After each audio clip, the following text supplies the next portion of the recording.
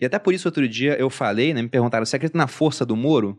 Eu sou meio cético com a força dele na eleição pelo seguinte quesito. Numa visão muito simplificada em linha da política, que não é a melhor visão, a gente sabe disso, né? Tem várias ideologias diferentes, mas você tem um cara que já tem o voto da esquerda, que é o Lula, ou quem o Lula indicar, né? Porque oficialmente ele não é candidato ainda. Na direita você tem um cara que tem o voto também, que é o Bolsonaro. E você tem o Moro, que seria uma opção vista como mais de centro. É lógico que o cara fala, eu sou liberal, não sei o quê.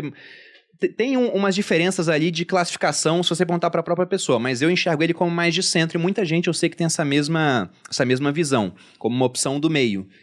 E aí, para ganhar a eleição, se você já tem o voto das pontas, você começa a caminhar para o centro.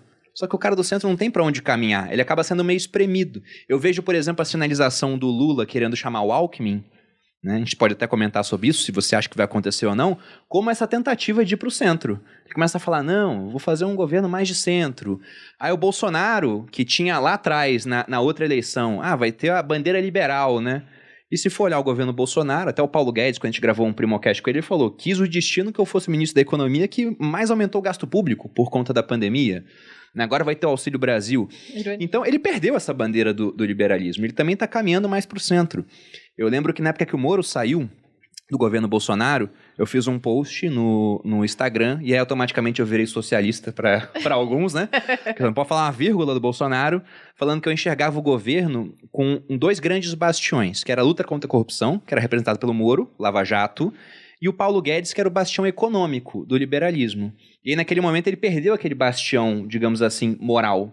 Eu falei, olha, o governo Bolsonaro, ele começou de um jeito, agora vai parecer mais com o Temer. Ele vai ter que comprar apoio político, fez um monte de emenda parlamentar.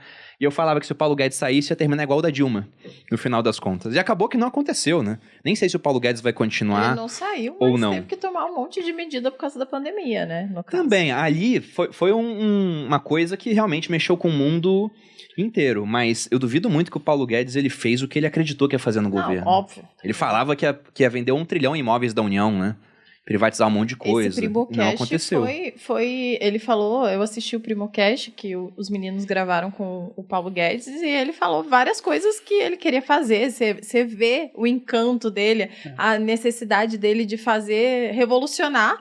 E ele não conseguiu fazer nada, né, coitado? É muito difícil fazer as coisas aqui no Brasil. O pessoal de vez em quando fica lá nas minhas redes sociais. Bruno, se candidata. Não vai Eu sou bem acontecer. cético com o que eu poderia fazer na política, pô. Eu não cético. deixaria.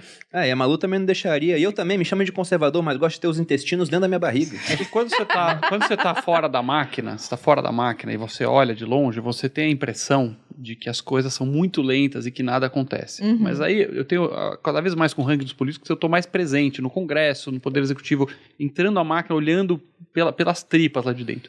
E aí você tem certeza que realmente Nada acontece. É muito difícil. E não é porque as pessoas são ruins. Achei que você ia falar que... Eu achei que não, que dava pra ver o movimento. Fica essa mensagem otimista aí, né? É muito difícil. Porque são muitos interesses, são muitos processos, muitas áreas, conflitos de egos e conflitos políticos, em que um cara quer puxar pra cá, outro pra lá. E o default é sempre não se mexer. Porque se você se mexer, você vai pisar no calo de alguém, e se alguém vai fazer barulho, você vai ter alguma perda de política. Em cima do que você falou, Bruno, como que a gente vê hoje, tá? O Lula, se em algum momento o Lula fraquejar, começar a cair, a tendência do segundo voto é Ciro. Inclusive alguém falou aqui no chat agora, e o Ciro vai quebrar o Brasil de vez. Será que o Ciro vem? Isso, quer dizer, a chance do Ciro hoje é o Lula cair. Se o Lula caindo, sobe o Ciro, a tendência. O Bolsonaro caindo hoje, pela realidade de hoje, sobe o Sérgio Moro. O eleitor do Lula vai muito pouco para o Sérgio Moro, o eleitor do Bolsonaro vai bastante para o Sérgio Moro, e o eleitor do Sérgio Moro também vai consideravelmente para o Bolsonaro. Por isso que eu acredito que num segundo turno vai ser muito equilibrado. O próximo presidente do Brasil vai ser apertado. Quem ganhar vai ser que nem as passadas, não vai ter uma vitória acachapante. Vai ter, seja quem for, a eleição será muito disputada. Qual é a chance do Sérgio Moro, que eles me perguntam? É lá na frente, lá no agosto, setembro, mais para setembro, ficar claro para o eleitor do Bolsonaro que ele não tem chance de ganhar a eleição do Lula, esse eleitor migrar, caso as pesquisas mostrem que o Moro venceria o Lula no segundo turno, que é o famoso voto útil. Certo? Isso ocorre quando? 72 horas antes das eleições. Esse voto útil a gente não vai ver agora. Então é muita dificuldade do Moro mexer nas pesquisas nesse momento.